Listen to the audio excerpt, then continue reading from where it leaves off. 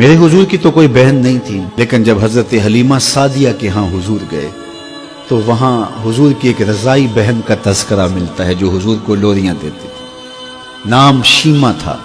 تو شام کے وقت جب خواتین کھانا پکانے میں مصروف ہونے لگتی تو بہنیں ویر اٹھا کر کے باہر لے جاتی۔ ہر بہن کا خیال یہ ہوتا کہ میرے ویر سے سونا زمانے میں کوئی نہیں۔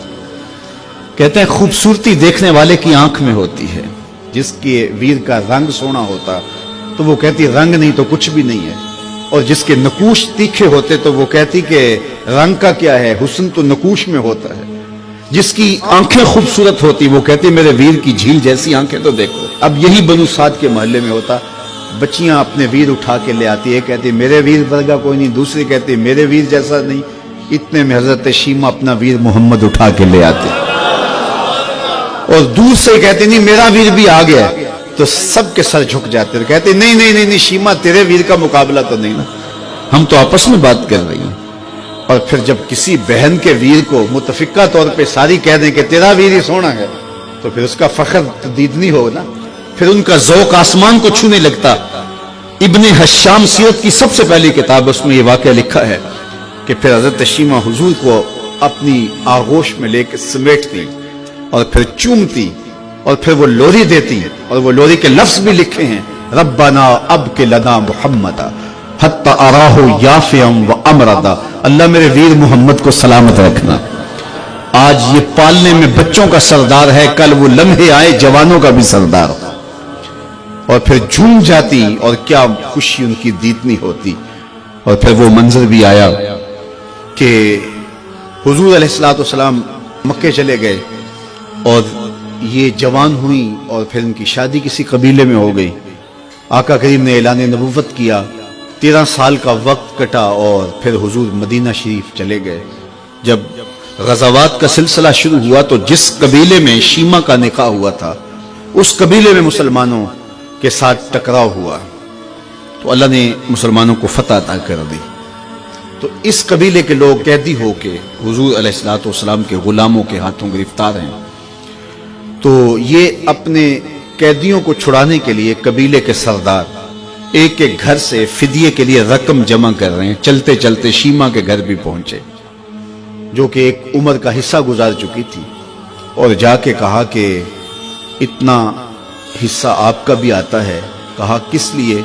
کہا وہ جو لڑائی ہوئی ہے اتنے ہمارے بندے گرفتار ہو گئے تو ان کو چھڑانا ہے۔ تو چلتے چلتے باتوں میں کسی کے لبوں پہ حضور کا نام آ گیا تو شیمہ نے کہا اچھا انہوں نے تمہارے لوگ پکڑے؟ کہا ہاں۔ تو کہا پھر تم رقم اکٹھی نہ کرو، مجھے ساتھ لے چلو۔ انہوں نے کہا تجھے ساتھ لے چلیں؟ کہا تم نہیں جانتی وہ میرا ویر لگتا ہے، وہ میرا بھائی لگتا ہے۔ قوم کے سرداروں کے ساتھ حضرت شیمہ حضور کے نوری خیموں کی جانب جا رہی ہیں اور صحابہ ننگی تلواروں سے پہرا دے رہے۔ یہ مکی دور تو تھا نہیں، یہ مدنی دور تھا۔ اور شیمہ قوم کے سرداروں کے لے کے جب آگے بڑھنے لگی نا تو صحابہ نے تلواریں سون دی، رک جا اے دیہاتی عورت، جانتے نہیں آگے کوچہ رسول ہے، آگے بغیر اذن کے جبریل بھی نہیں جا سکتے، تم کون ہو؟ تو شیمہ نے جو لفظ کہے وہ لفظ نہیں ہے، اس نے کہا خلو سبیلی وَعَلَمُوا أَنَا أُخْتُ نَبِيِّكُمْ، میری راہیں چھوڑ دو، تم جانتے نہیں میں تمہارے نبی کی باجی لگتی ہوں۔ تلواریں جھک گئیں، آنکھوں پر پلکوں کی چلمنے آ گئی، راستہ چھوڑ دیا۔ حضور کے خیمہ نوری میں داخل ہوئی تو حضور نے دیکھا، پہچان لیا، اٹھ کے کھڑے ہو گئے۔ فرمایا بہن کیسے آنا ہوا؟ آپ کے لوگوں نے ہمارے کچھ بندے پکڑے چھڑانے آئی۔ تو فرمایا بہن تو نے زحمت گوارا کیوں کی؟ تو پیغام بھیج دیتی میں یوں ہی چھوڑ دیتا، لیکن تم آ گئی ہو، اچھا ہوا ملاقات ہوئی۔ پھر حضور نے قیدیوں کو چھوڑنے کا اعلان کیا اور کچھ گھوڑے اور چند جوڑے حضرت شیمہ کو حضور نے تحفے کے طور پہ دیے۔ ویروں کے دروازے پر بہنیں آئیں تو ویر خالی تو موڑا نہیں کرتے، تو حضور نے بہت کچھ عطا کیا۔ اور پھر رخصت کرنے خیمے سے باہر آئے تو صحابہ کی جماعت منتظر تھی۔ فرمایا صحابہ جب میں قیدی چھوڑا کرتا ہوں میری عادت تمہیں معلوم ہے کہ میں پہلے تم سے مشاورت کیا کرتا ہوں، آج ایسا موقع آیا کہ میں تم سے مشاورت بھی نہیں کی اور قیدی بھی چھوڑ دیے۔ کہا جو چاہیں آپ کریں، لیکن کیوں مشاورت نہیں فرمائی؟ حضور اگر ارشاد فرما دیں تو فرمایا اس لیے کہ میرے دروازے پہ میری بہن آ گئی تھی۔ کوئی لاؤ تو صحیح زمانے میں ایسا، کوئی لاؤ تو صحیح زمانے میں یہ جمال اور یہ حسن اور یہ کمال رکھنے والا، تو پھر کیوں نہ ہم اپنی ساری زندگی اس آقا کے نام لگاتے ہیں۔